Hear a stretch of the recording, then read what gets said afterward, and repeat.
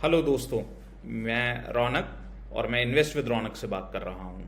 मैं आशा करता हूँ आप सब बहुत अच्छे होंगे और घर पर सुरक्षित होंगे। आज हम 2 दिन के बाद मिल रहे हैं। मैं एक्चुअल में कल वीडियो नहीं बना पाया था। कुछ मेरे पास काम था और मैं व्यस्त ज़्यादा था, जिसकी वजह से नहीं आ पाया था। दोस्तों, जैसा कि मैं आप लोगों को हमेशा बताता हूँ, मैं ये वीडियो 6 मई 2021 को बना रहा हूँ। और आइए शुरुआत करते हैं अपनी कोटेशन के साथ में। तो ये कोटेशन मिस्टर व्यान ब्याजी ने बोला है, और he is a Indian trader, investor plus philosopher. मैं आज इनके बारे में पढ़ रहा था जब मैंने ये कोटेशन देखा। तो वो कहते हैं कि आप किस तरीके से ट्रेडिंग करते हैं वो आपके कैरेक्टर के बारे में बहुत कुछ बताता है। जैसे कि आप क्या ज़्यादा घबरा जाते हैं जब मार्केट नीचे चली जाती है, क्या आप उस समय पैनिक में सेल कर देते हैं चीज़ों को, क्या आपके अंदर पेशेंस है कि नहीं है। ये ऐसी चीज़ें बहुत दर्शाता है। जब भी कोई भी ट्रेडर जो होता है उसका ट्रेडिंग स्टाइल उसके कैरेक्टर को बहुत कुछ दर्शाता है। लेकिन एक और इन्होंने साथ में बात कही है, वो बहुत दिलचस्प है। वो कहते हैं यदि आप इस गेम में बने रहते हैं, यदि आप लंबे समय से ट्रेडिंग या इन्वेस्टिंग करते हैं, तो वो आपके कैरेक्टर को बना भी देता है। वो आपको सब कुछ सिखा देता है। वो आपको पेशेंस सिखा देता है, वो आपको करेक्ट ट्रेडिंग स्टाइल सिखा देता है। तो एक्चुअल जो मूल भाव है इसका वो यही है कि हमको लॉन्ग टर्म इस गेम में बने रहना है और हमको अच्छी कंपनियों में ही पैसा लगाना है। तो दोस्तों, इसी के साथ हम शुरुआत करते हैं। आज जिस स्क्रिप्ट के बारे में हम बात करना चाहेंगे वो है नवनीत एजुकेशन लिमिटेड। और कोई भी चर्चा करने से पहले दोस्तों मैं ये डिस्क्लेमर देना चाहूँगा कि ये मेरी कोई स्टॉक रिकमेंडेशन नहीं है। आप अपना पूरा ड्यू डिलिजेंस करें, उसके बाद ही इस स्टॉक में पैसा लगाएं। इसी के साथ में आइए शुरुआत करते हैं नवनीत के बारे में। तो दोस्तों, जैसा कि हम सबको पता है, नवनीत की बेसिकली स्टेशनरी प्रोडक्ट्स काफ़ी आते हैं, इनके रजिस्टर्स आते हैं, इनकी ये लीडिंग मैन्युफैक्चरर भी हैं। जैसा कि आप देख पा रहे हैं, महाराष्ट्र और गुजरात बोर्ड पब्लिकेशन की बुक्स को ये पब्लिश करते हैं। तो इनकी कंपनी वेबसाइट को यदि हम देखना चाहें तो आप देखेंगे ये सब इनके ब्रांड्स हैं। युवा करके, Vikas, top scorer, top class, K12, Grafalco, e sense इनका एक ई लर्निंग प्लेटफॉर्म है। तो ये सब इनके प्रोडक्ट्स हैं। इसके बाद आइए दोस्तों, यदि हम कंपनी के फाइनेंशियल्स को देखें तो आप देखेंगे कि इसका ROC और एवरेज ROC काफ़ी बेहतरीन है। कंपनी के पास कैश है, कंपनी के पास ऑलमोस्ट नेग्लिजिबल डेट है, तो उसको हम इग्नोर कर सकते हैं। कंपनी इस समय लगभग अपना ट्वाइस ऑफ बुक वैल्यू पर ट्रेड कर रहा है। डिविडेंड कंपनी काफ़ी अच्छा देता है।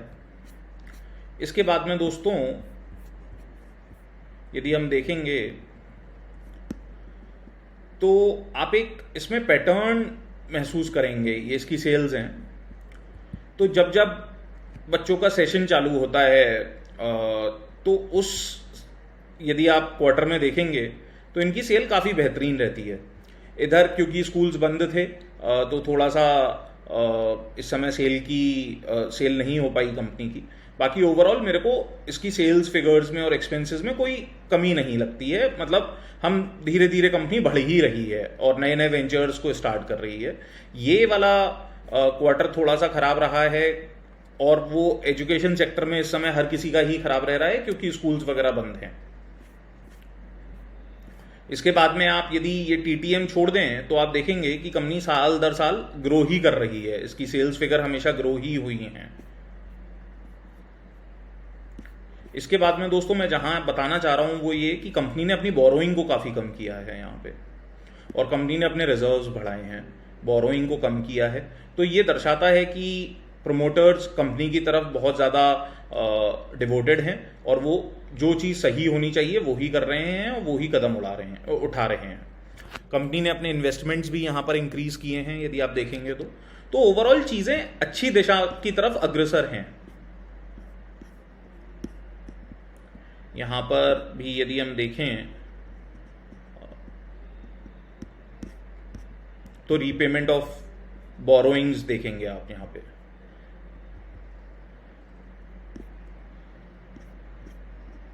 इसके बाद प्रोमोटर होल्डिंग स्टैटिक है, इसमें कहीं भी कोई किसी भी तरीके की परेशानी नहीं है। अब टेक्निकल्स पर आते हैं दोस्तों इसके। तो मैं क्यों इस स्टॉक में इस समय इंटरेस्टेड हूं, मैं आपको ये बताना चाहूंगा। तो जैसा कि हम देखेंगे, ये 19 अप्रैल के आसपास 30 RSI पर ट्रेड कर रहा था और 20 अप्रैल को इसमें 30 RSI के बिलो था। तो वहां पर इसमें एक अपॉर्चुनिटी थी, बट तब हम इसको नहीं पकड़ पाए, नहीं ये मेरी नोटिस में आया।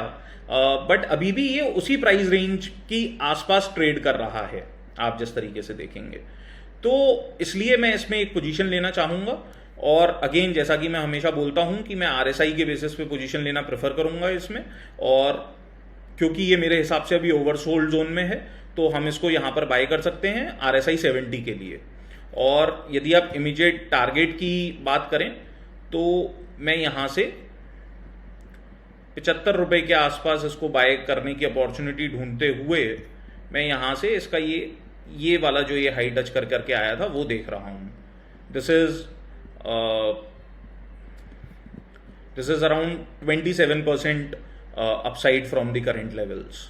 और समय की यदि बात करें तो दोस्तों, जिस तरीके से इसमें गिरावट आई थी, उतने ही समय में मैं अपेक्षा करता हूं कि ये लगभग यहां से हमको 49 डेज में, यदि हम 49 डेज की बात करते हैं